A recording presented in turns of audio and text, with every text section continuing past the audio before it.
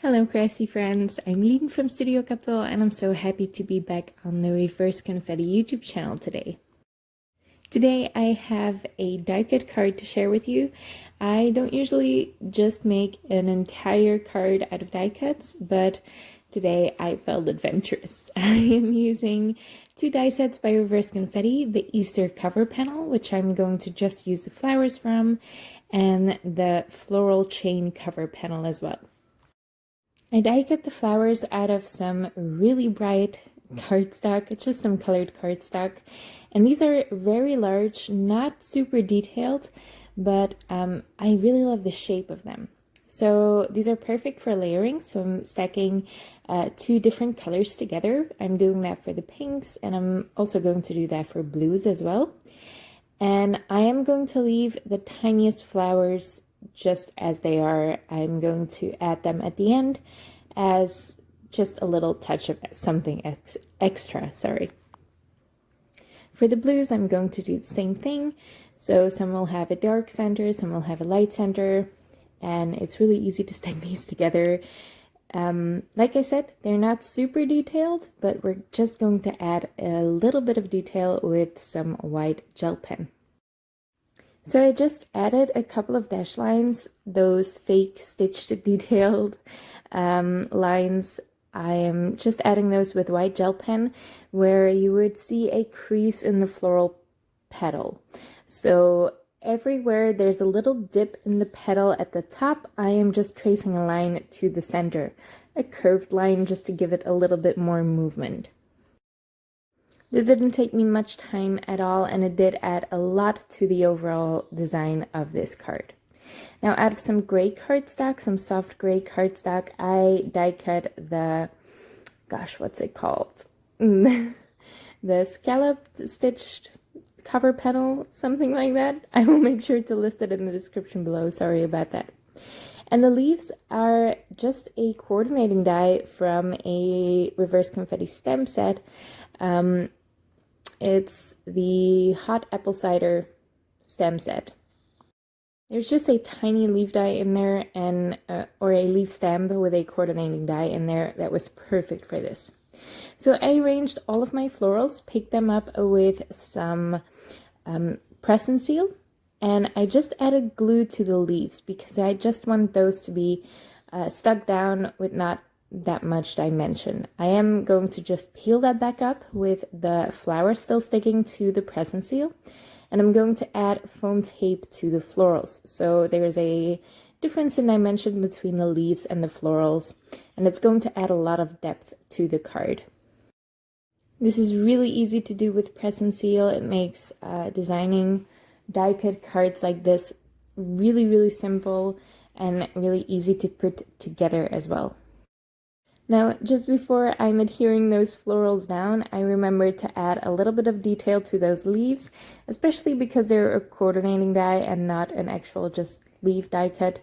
You want to add a little bit of detail there to make it look like a leaf. So I pressed those flowers in place and I peeled off the press and seal, and now it's time for all those tiny florals just to fill in some gaps and expand the design just a little bit more. So I have those flowers from the floral chain cover panel, and I also have those spiky flowers from the Easter cover panel. And I die cut a couple yellow ones because I always love a yellow accent in between my flowers. It's just something that I always love to do. It freshens things up and brightens things up a little bit. Yeah. I'm just going to glue those down with Barely Art Precision Craft glue, pressing them down in between the flowers, some over the leaves, just to make sure you can still see that difference in dimension between the flowers that are propped up on foam tape and the ones that are just glued down. Once I'm done with that, I'm going to add the center for all of these flowers, and I'm just going to do that the favorite way I love to do this, with some gems or some pearls in this case. These are from Crafty Meraki. They're the ivory pearls. I think they're the ivory pearls, yes. Ivory opal Meraki sparkle gems. They're just really, really gorgeous. They're a little bit iridescent, so they're not perfectly white, which is exactly how I love my pearls. Now I am going to glue all of these down and regret one of them, the one right in the center of that large blue flower, because my sentiment is going to go right over top of that. So I managed to peel the pearl off still, and you're not going to notice that it damaged the cardstock a little bit because, like I said, the sentiment is going to cover it anyway. This is a sentiment from the Poppies stamp set by Reverse Confetti, and I stamped that in Versamark ink on black cardstock. I really like the contrast of the black over all of those really, really bright colors, and a white embossed sentiment on black cardstock is always one of my go-tos anyway.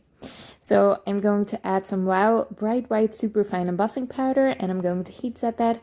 I always stamp, if I'm just stamping a sentiment, I always stamp two, because it's quite often that one of them doesn't work out perfectly with white embossing powder, but usually the second one looks perfect. I added some foam tape to the back of that sentiment strip, and I'm just adhering that right in the center of my note card.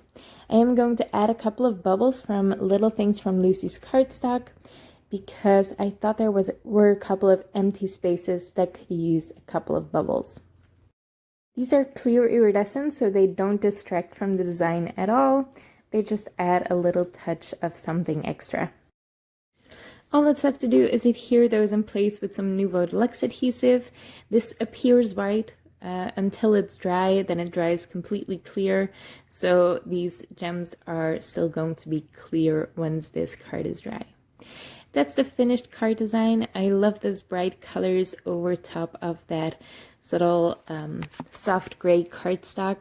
I really, really like die cutting these days. I didn't used to die cut at all till a couple of years ago, and now I'm just addicted to it. I really love these products by Reverse Confetti. I hope you check them out. The floral chain cover panel is one of my all-time favorites. It's just so versatile. You can get that cover panel, but you can, as I did here, also use all of those flowers individually as well. I hope you liked the card, and I hope you liked the video. If you did, make sure to leave a thumbs up on this video and leave your thoughts in the comments below. I would love to read them. You can also check out more of my videos on my channel. I will leave that linked on this video as well as a Reverse Confetti playlist for all my videos for Reverse Confetti. Thank you so much for watching, and I hope to see you next time.